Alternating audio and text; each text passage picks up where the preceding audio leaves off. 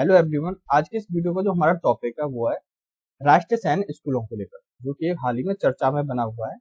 हाल ही में एक online news website है द रिपोर्ट कलेक्टिव, इसने दावा किया था कि जो सरकार के 62% नए सैनिक स्कूल है उनके राष्ट्रीय स्वयंसेवक संघ से जुड़े लोग जो है वो बीजेपी और उनके सहयोगी जो दल है उनके नेताओं को चलाने के लिए दे दिए गए, जो कि इस न्यूज वेबसाइट ने द रिपोर्ट कलेक्टिव ने ये दावा किया गया है।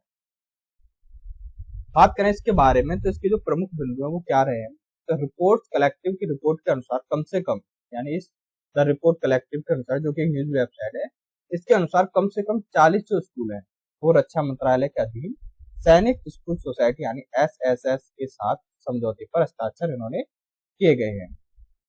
इनमें से जो 11 स्कूल हैं उनका सीधा संबंध भाजपा के जो नेता है उनसे।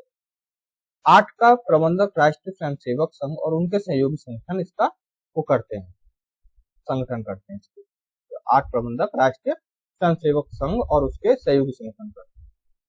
6 स्कूल हिंदू धार्मिक संगठनों से जुड़े हुए हैं। ये इस रिपोर्ट में बताया गया, इस रिपोर्ट के प्रमुख बिंदु हैं। सैनिक स्कूलों की मांग को देखते हुए केंद्रीय मंत्रिमंडल ने अक्टूबर 2021 में सैनिक जो स्कूल सोसाइटी से संबंधित होने के लिए सार्वजनिक निजी भागीदारी के तहत 100 सैनिक स्कूल शुरू करने के प्रस्ताव को भी मंजूरी दे दी थी।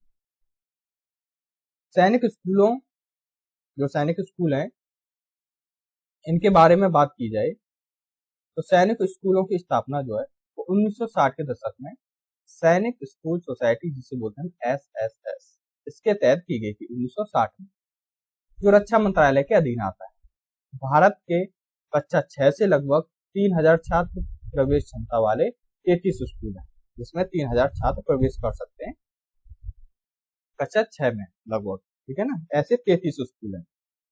अब इसकी बात की जाए, इसके चयन के तरीके क्या होते हैं, इन स्कूल में जो सैनिक स्कूल होते हैं इनके चयन के तरीके क्या होते हैं, इसके बारे में बात की जाए तो रक्षा मंत्रालय ने कहा है कि मूल्यांकन प्रक्रिया में एक स्कूल मूल्यांकन समिति शामिल होती है, जिसमें संबंधित जिला मजिस्ट्रेट अध्यक्ष और आसपास के मौजूदा जो सैनिक स्कूल है या उससे नवोदय विद्यालय के प्रिंसिपल भी इसमें शामिल होते हैं।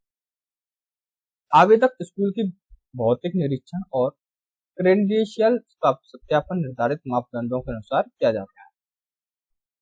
एक अनुमोदन समिति, जिसमें सैनिक स्कूल सोसाइटी का संयुक्त सचिव अध्यक्ष होता है, एक केंद्रीय माध्यमिक शिक्षा बोर्ड यानी सीबीएसई के सचिव और एक प्रतिष्ठित शिक्षाविद सदस्य भी इसमें होते हैं। अंतिम सिफारिशें यही समिति करती है। रक्षा मंत्रालय के अनुसार अक्टूबर 2021 के बाद 500 से अधिक आवेदन प्राप्त हुए, जो हुए थे 2021 के बाद। आवेदनों की जांच की गई और उसमें से 45 स्कूलों को भी मंजूरी दी गई, जिसमें से मौजूदा स्कूल और प्रस्तावित जो स्कूल हैं उन दोनों को भी शामिल है इसमें। इन स्कूलों को मंजूरी अंतिम रूप से दे दी जाती है और इसकी निरंतरता स्कूल निरीक्षण समिति के वार्षिक निरीक्षण पर भी आधारित होती है। बात करें भारत में स्कूलों के बारे में, जो सैनिक स्कूल है उसमें यूनिसेफ के अनुसार भारत में लगभग 15 लाख स्कूल है, जिसमें से 25 करोड़ विद्यार्थी पढ़ते हैं। स्कूलों की बात की जा रही है भारत में, जिसमें 25 करोड़ विद्यार्थी पढ़ते हैं। इनमें से कुछ स्कूल ऐसी होती हैं जो सरकार द्वारा देश के विशेष जरूरतों को ध्यान रखकर संचालित की जाती है, जैसे केंद्रीय विद्यालय, सैनिक स्कूल, रेलवे स्कूल और नवोदय स्कूल। ये ऐसे स्कूल होते हैं जो सरकार के द्वारा देश की विशेष जरूरतों को ध्यान रखकर संचालित किए जाते हैं।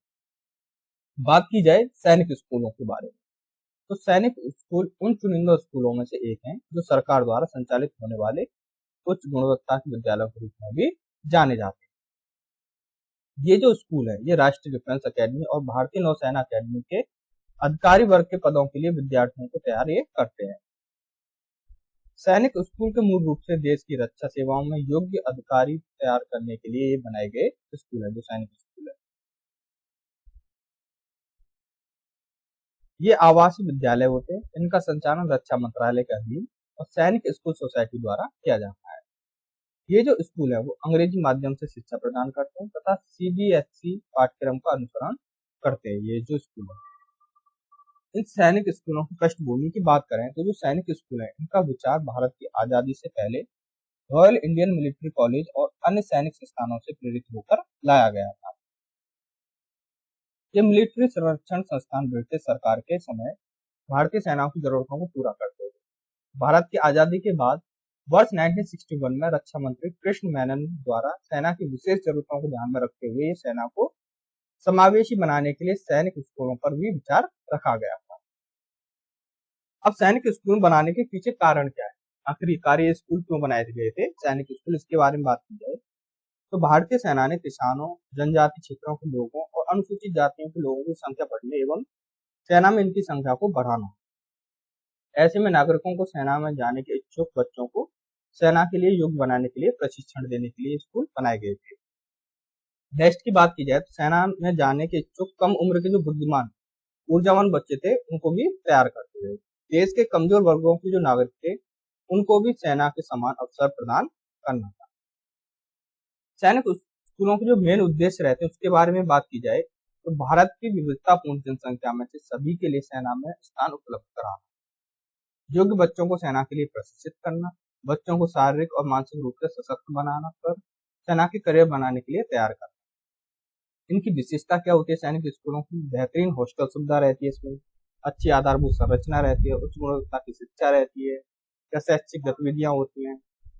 इसकी सोसाइटी की बात की जाए तो ये सैनिक स्कूलों के लिए एक कार्यकारी संस्था है, रक्षा मंत्रालय द्वारा निर्देशित और नियंत्रित होती रहती है, रक्षा मंत्रालय द्वारा निर्देशित और नियंत्रित होता है।